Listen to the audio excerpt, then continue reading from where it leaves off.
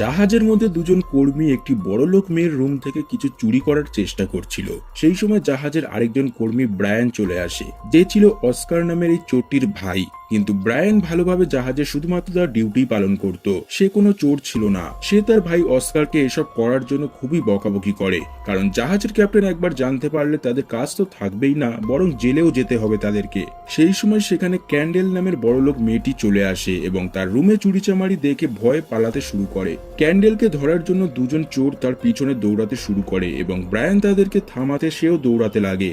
এরপর অস্কারের বন্ধু জর্জ মেয়েটিকে ধরে ফেলে এবং সমুদ্রে ফেলে দেওয়ার চেষ্টা করে। অস্কার এটা করতে বারণ করে, কিন্তু ব্রায়ান মেয়েটিকে বাঁচাতে গেলে ধাক্কাধাক্কিতে তিনজনই সমুদ্রে পড়ে যায়।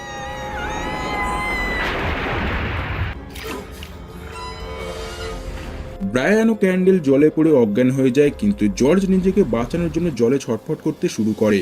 জর্জকে জলে ছটফট করতে দেখে শার্করা সেখানে চলে আসে এবং তাকে খেয়ে ফেলে। ক্যান্ডেল যেহেতু অজ্ঞান হয়ে চুপচাপ পড়েছিল, তাই শার্কদের হাত থেকে সে সেই সময় বেঁচে যায়। কিন্তু এই সময় শার্কদের হাত থেকে বেঁচে গেলেও আরো বড় সমস্যা তাদের জন্য অপেক্ষা করছিল। ক্যান্ডেল জ্ঞানে ফেরার পর বাঁচার জন্য পাড়ে ওঠার অনেক চেষ্টা করছিল, কিন্তু শার্করা তার আশেপাশেই ঘোরাফেরা করছে।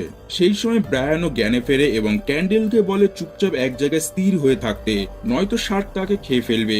ব্রায়ান ক্যান্ডেলকে বাঁচাতে নিজে জলে হাত পা নাড়াতে শুরু করে এবং শার্ক ক্যান্ডেলের একদম পাশ কাটিয়ে ব্রায়ানের দিকে যেতে লাগে। এরপর শার্ক ব্রায়ানের পায়ে আক্রমণ করে, কিন্তু ব্রায়ান কোনোভাবে বেঁচে পালাতে শুরু করে।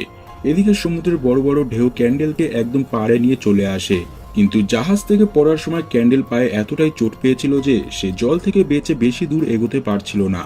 এদিকে ব্রায়ানও শার্কের হাত থেকে বাঁচতে বাঁচতে কোনোভাবে পাড়ে এসে পৌঁছয়। শার্কের কামড়ে ব্রায়ানও পায়ে খুব গুরুতর আঘাত পেয়েছিল, কিন্তু এই জায়গাটা এখনো তাদের জন্য সেফ নয়, কারণ এটা ছিল সমুদ্রের একদম মাঝের একটি স্থলভাগ, যেখানে সমুদ্রের বড় বড় ঢেউ আসলেই পুরোটা জল ভরে যায়, আর জল ভরে গেলে তো শার্কও চলে আসবে। এরপর ব্রায়ান আগুন জ্বালানোর অনেক চেষ্টা করে, কিন্তু কোনোভাবেই সে পেরে উঠছিল না।